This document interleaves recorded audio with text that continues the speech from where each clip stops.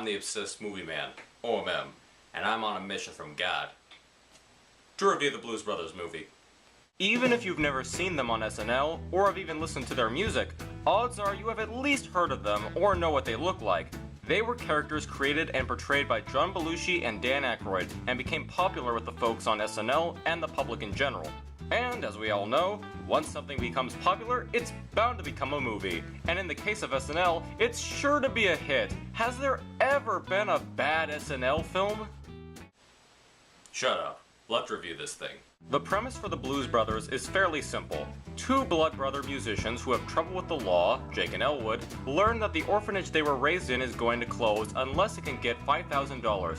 Jake has an epiphany that they should get their band back together to raise the money, and as they set out to do that, they make a ton of enemies and cause much destruction along the way. If the story sounds simple, trust me, it's far from an ordinary story, as we have mystical nuns, divine messages, Nazis, homicidal ex-girlfriends, musical numbers, and one of the most epic car chases put to screen. Trust me when I say that my short synopsis doesn't do the movie justice. But what balances the film together is how the two characters take everything happening around them so seriously. Jake and Elwood, while having moments of animated energy, are generally portrayed as stoic, calm, and serious. The one who is the most energetic, though, is Jake.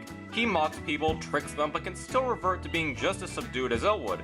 That is not a criticism at all, because the low-key performances of them perfectly contrast all of the insane moments that happen in the film. There's a scene where Jake and Elwood are in a phone booth when Carrie Fisher comes up to them, uses a flamethrower on it, causing the booth to go flying into the air, with the boys inside. When it crashes down, the only remark made is that they now have enough quarters for the damaged booth. It's hilarious, and Belushi and Aykroyd really sell their oblivious nature. That's just one example of the comedy, and there's a lot of bizarre comedic moments like that.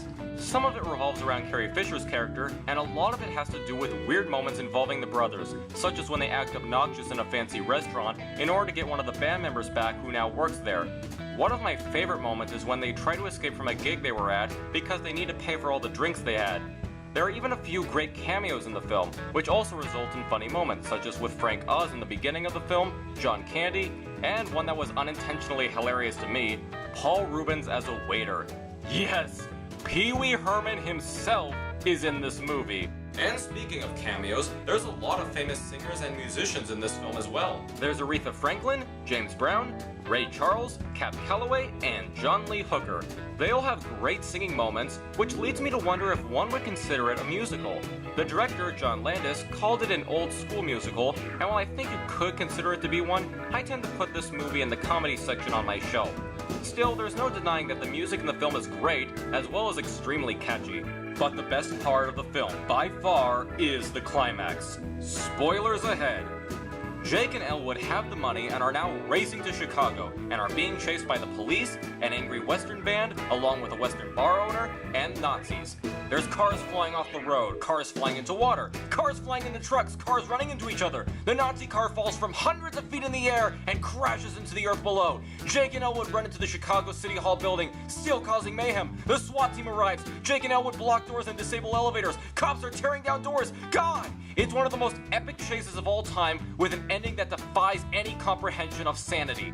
If there are any complaints to be had, it's that some scenes could be trimmed down a bit or cut altogether, but aside from that, holy hell is this movie fun! The Blues Brothers is an insane roller coaster ride. Sometimes it's a little slow, but once you get to that roller coaster drop, hang on, because it will not let up from there. So if you haven't already, go see The Blues Brothers. It will help you see the light.